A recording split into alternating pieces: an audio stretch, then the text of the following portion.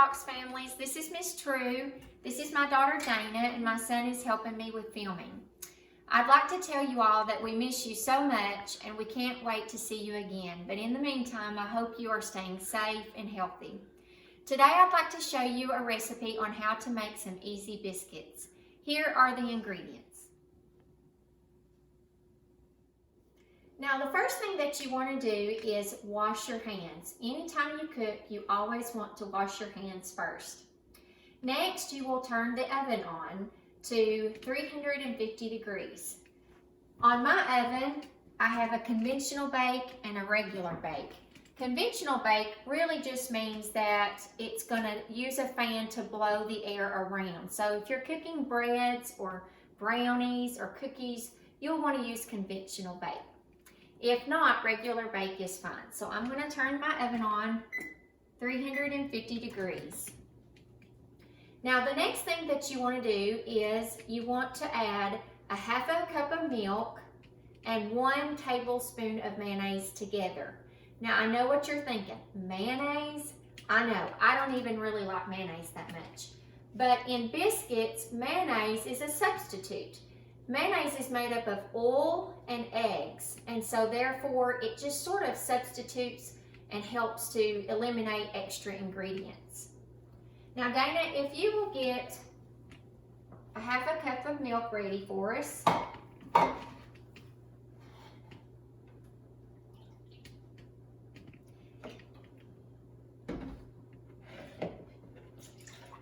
And also 1 tablespoon of mayonnaise. And I just use a regular spoon. I have a larger size spoon, and you need a good helping of mayonnaise. And she's going to take the whisk and whisk that together.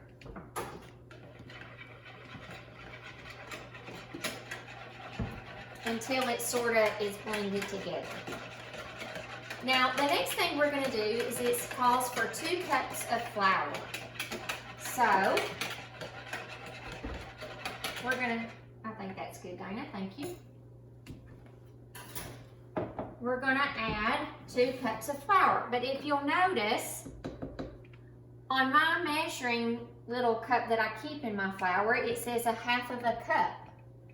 So now, if you'll know, when you're cooking, a lot of times when you do half a cup or 1 cup or 1/4 of a cup, that's all fractions. So when you cook, you're using math. By the way, in the kitchen, it's sort of like a science experiment.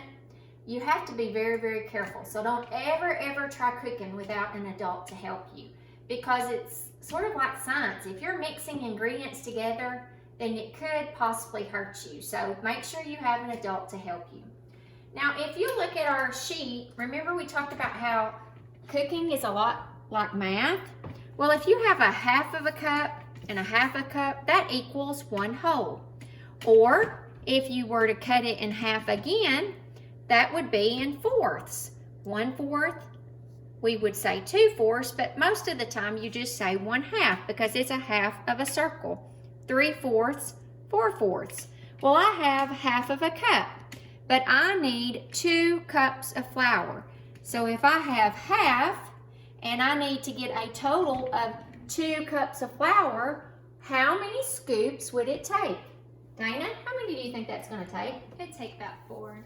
4, that's right, because half and a half is a whole, and then another half and a half is a whole. So Dana's going to do that for us now.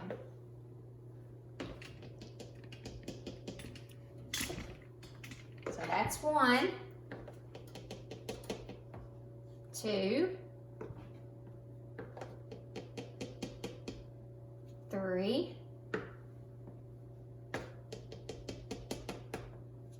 4. Now, Dana, now we're going to use a fork instead of the whisk, because in the whisk it will get clumped up, so you can just start using a fork and mixing that together. So even when you're cooking, you're learning math.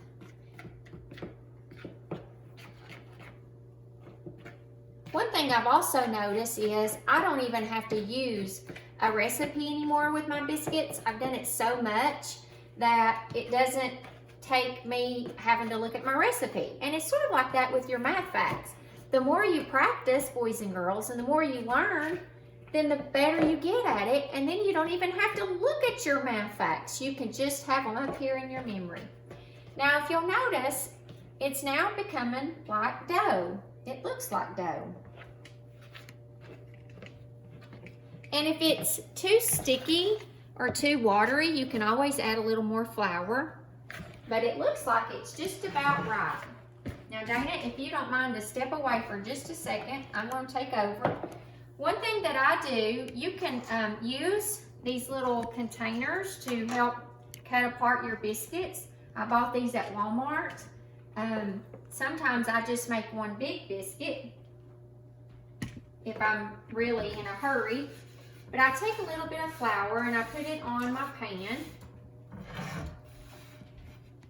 Now I put that into my bowl. This is the fun part. And I just set my whole entire dough onto my pan, and with a little bit of flour, I sprinkle it around.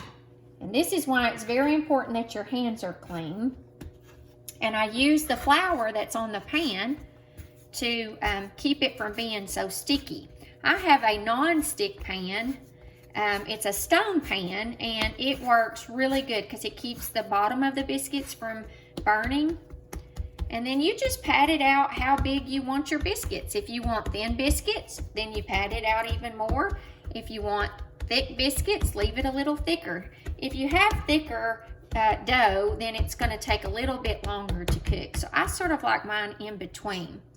And just take that little bit of flour and start cutting it out. Now, if I'm in a hurry in the mornings, I would just leave it as a big biscuit because it works just the same. It's whatever's easier for you. Okay, almost done. I'm going to pat it and just keep doing it. If it gets sticky onto your little cutout, then you can always add a little more flour.